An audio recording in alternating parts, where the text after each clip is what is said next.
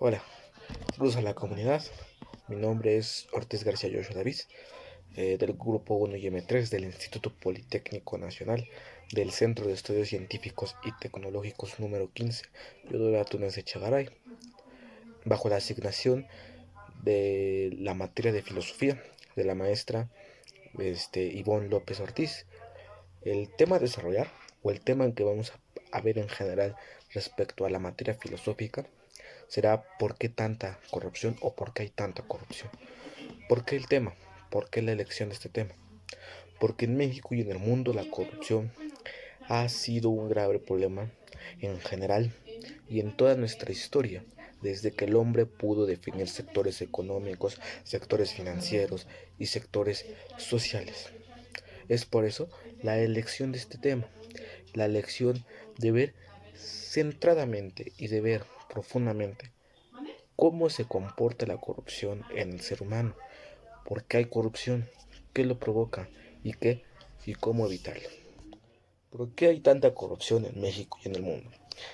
La corrupción ha sido un problema que todos los países del mundo han sufrido, desde que el hombre ha tenido la capacidad de tener un sector financiero, un sector económico, la construcción de un mismo país y la construcción de una sociedad.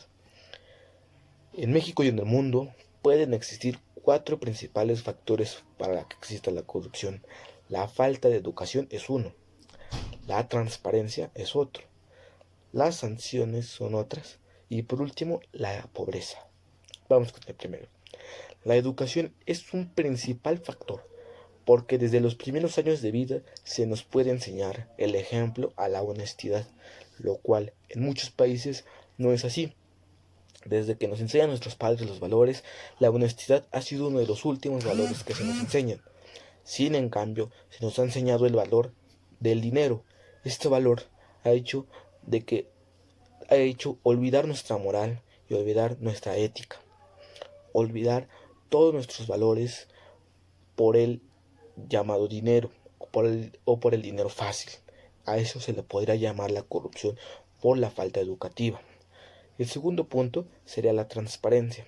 La transparencia en México y en el mundo es uno de los principales factores de riesgo para la corrupción.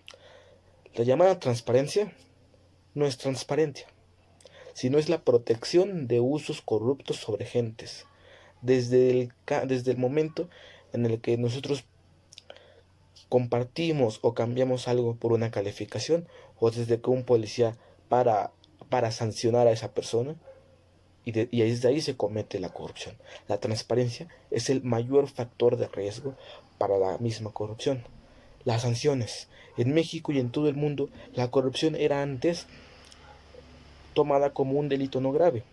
Era más grave robar a una tienda por necesidad que por corrupción. La educación y la pobreza serán los principales factores que se tienen que atender de primer plano para evitar o para disminuir la corrupción. La educación, aprendiendo valores éticos y cambiar la moral de cualquier persona. Y la pobreza, cambiando una política económica a una política de progreso liberal, de progreso conservador. Eso ya dependerá de cualquier país al que se le enfrente la corrupción. Los dos últimos que van de segundo plano es la transparencia y las sanciones. La transparencia en el que cada persona tiene que ser transparente y esto se podrá gracias a la ayuda de una educación de honestidad. Y las sanciones que tendrán que ser más severas contra cualquier político, cualquier persona y para cualquier funcionario que haga acto de corrupción. Eso estaría en conclusión. Mi nombre es Joshua David Ortiz García y les hablé de la corrupción.